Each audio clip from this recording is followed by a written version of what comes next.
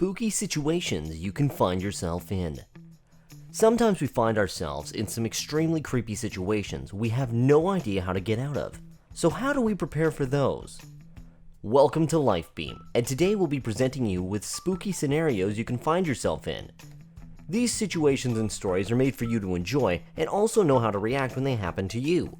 Stay until the end of our video to find out all about these spooky situations and subscribe to LifeBeam for more great videos like this one. Without further ado, let's begin. Mysterious wrapping. When my grandmother passed away, I was given the task of cleaning out her house in preparation for selling it. The second night I was staying in the house, I heard a faint rap, rap, rap somewhere in the house. I got up and searched for where the sound was coming from. In the hallway, it was louder. Rap, rap, rap, and seemed to be coming from downstairs. As I went downstairs, the sound became louder. Rap, rap, rap. I explored the entire downstairs, but I could not find the source of the sound. It seemed to be coming from under the floor of the kitchen. The cellar? When I opened the door to the cellar, the sound was much louder. Rap, rap, rap. Although I was scared, I had to find the source of the rapping. The sound became louder as I descended the stairs. In the corner was an old trunk. Now I could tell the sound was coming from the trunk. I opened the lid very slowly, and there it was, a roll of wrapping paper. So what do you think of these spooky stories and situations so far? Let us know in the comments. Also, don't forget to subscribe to our channel and turn notifications on for more spooky stories and engaging videos like this one. Karen and Brittany. Karen and Brittany shared a room at college. The girls got along very well and spent their free time together. After an extremely busy week, they wanted to party one evening. Karen is ready to go. Brittany, however, must get her purse from the dorm room. She rushes in and grabs her purse without turning on the light. Karen gives out at the party and wants to go home. Brittany wants to stay longer. So Karen returns to the dorm alone. When Brittany returns to the dorm in the wee hours in the morning, the campus police have put crime tape up at the entrance. She runs upstairs, the police attempting to stop her. In their dorm room, she sees the body of her roommate, Karen, unconscious. A thief had broken into their dorm room and hidden in the darkness and hit her with a frying pan. Though, luckily they managed to find him on time and the police rescued them. Moral of the story? Always turn on the light when you're walking alone in the high hours of the night. The Jerk Genie. We've all wished to have a genie that can grant us our deepest wishes and turn them into reality, although sometimes they can get a little bit too far. A young girl was late for school one morning, so she took a shortcut through a neighborhood her mom told her was dangerous. "Promise me you'll never walk to school that way," her mother had said, "because it's full of temptations." Her mother went on to tell her that she had been tempted but resisted. She was afraid her daughter was too young to do so. The young girl was almost to school and could not understand why her mother had issued such a warning. She had seen nothing tempting, no candy, toys, or other goodies.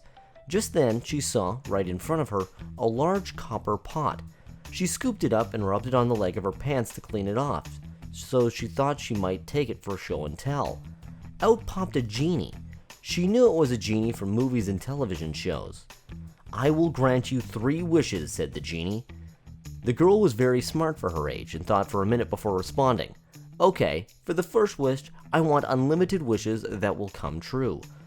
"Clever girl," said the genie. "And for wish number 2, I want millions of dollars." "Very good choice. And wish number 3, I want to make the best grades and be the most popular girl in school." Just as she finished, she could hear the school bell ring. "Oh no, look what you have done. I'm going to be late for school and get a detention. I wish I was unconscious." With a chuckle, the genie granted her wish and the girl fell flat on the floor. Of course, that day she arrived late, but she could have listened to her mom in the first place. You shouldn't play in cemeteries. Cemeteries should be reserved for the ones that passed away, not places to have fun. That's why you should avoid spooky scenarios like this one when you're wandering around a cemetery by yourself or with a friend. Sam and Jake were ghost hunters. They would visit old cemeteries and see if they could stir up a spirit from an old tombstone. They set up their recorder on a particularly large and ornate headstone and prepared to begin. They were afraid to shine their flashlights on the stone to see the name engraved there, as trespassing in the cemetery at night was illegal. They had crawled over the fence at the rear of the cemetery to avoid the caretaker. Jake flipped on the button on the recorder and said aloud, "We would like to speak to whoever lies beneath this stone." In response, all they heard was the scratching noise that seemed to be coming from behind the tombstone. With a calm voice, Sam said, "Please tell us your name." Again, the only response was a scratching noise. So Jake said, "We only wish to speak with you. Please show yourself." Suddenly, both young men felt the air turn cold, and a tall, dark shadow rose from behind the tombstone. The shadow moved to engulf them. Sam and Jake had many encounters with spirits and were not afraid. Too late, they both realized the apparition meant them harm. The shadow swept down, engulfing them, and pulled them onto the ground beneath the tombstone. The next morning, the caretaker of the cemetery found the recorder on the ground by the tombstone. He turned it on, and after each question, he heard the response, "Yes, I am here. My name is never spoken by the living. If I show myself, it will be the last thing you ever see. I got you both." The caretaker quietly picked up the recorder, knowing he had the only evidence that someone had been in the cemetery and by that tombstone. He went to his tool shed and tossed the recorder into a pile with many others. That should teach you that you should never wander into a cemetery alone. The mysterious dog. As newlyweds, Fred and Mandy love to spend time together. They both work long hours and frequently only have a few hours to spend together in the evening. To make the most of their time together, they meet for dinner before going home. One night, the couple returns home to find their beloved dog choking. Fred attempts to remove the obstruction with no success. They rush their dog to the all-night emergency veterinarian's office, who says he must sedate the dog to remove the obstruction and the dog must remain overnight. When they walk in the door of their house, the phone is ringing. When Mandy answers the phone, the vet is on the other end and yells, "Get out of the house, now!" As they stumble into the yard, the police arrive. They draw their guns and rush into the house. Just then, the vet pulls up and asks, "Did they get him?" The police drag out a man bleeding from one hand. "We found him in your bedroom," says one of the policemen.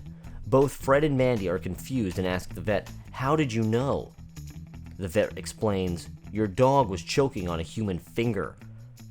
Of course, you need to find out what your dog's eating if you want to take care of him and avoid spooky scenarios like this one. Take care of your furry companions, and you'll see how they remain healthy for a long time. And that was it for spooky situations we'll be presenting you today. If you enjoyed this video, make sure to leave us a like, share this video with your friends, and also subscribe to our channel for more videos like this one. We hope you enjoyed today's content, and we'll see you next time.